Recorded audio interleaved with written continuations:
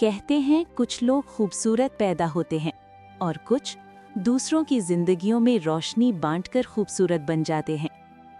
एक जादुई दुनिया में जहां रोशनियों से सजे बाजार ख्वाबों की तरह चमकते थे, वहां एक शहजादी रहती थी, बेहद हसीन, बेहद नाजुक और खूबसूरती की हर चीज से मोहब्बत करने वाली।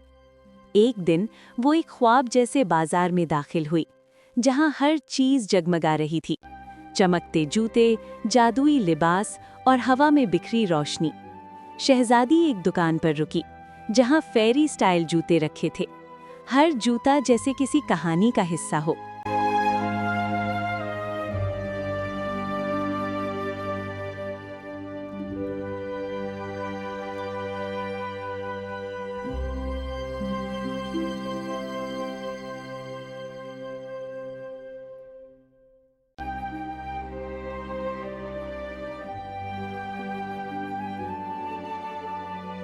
वो एक एक करके जूते पहनती गई और हर बार आहिस्ता आहिस्ता चलती, जैसे जमीन भी उसके कदमों को महसूस कर रही हो।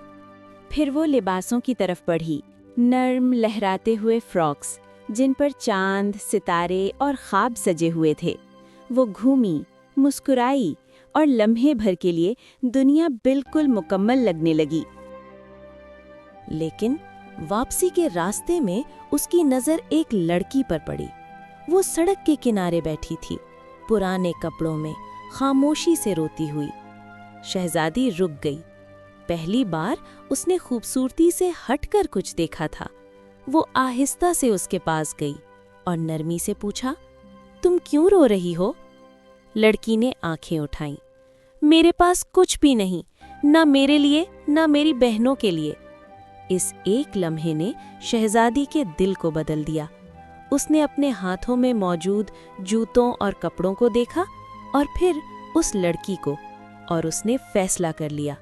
उसने अपने खूबसूरत जूते और लिबास उस लड़की को दे दिए। लेकिन उसने सिर्फ चीजें नहीं दी, उसने एक मौका दिया। उसने कहा, मेरे साथ चलो, तुम अकेली नहीं हो। वक्त गुजरता गया। वो लड़की और उसकी बहनें काम सीखने लगीं, अपने कदमों पर खड़ी होने लगीं। जहाँ पहले आंसू थे, वहाँ अब मुस्कुराहट थी।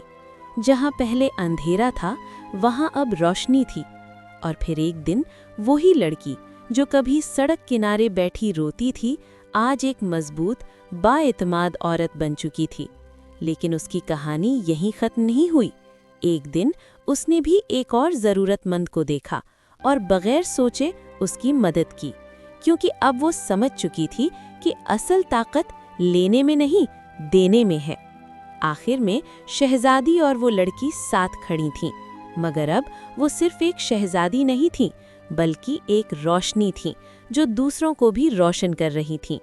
ये कहानी सिर्फ उनकी नहीं, ये कहानी हर उस इंसान की है जो किसी के अंधेरे में रोशनी बने। याद रखें, असल खूबसूरती दूसरों को ऊपर उठाने में है।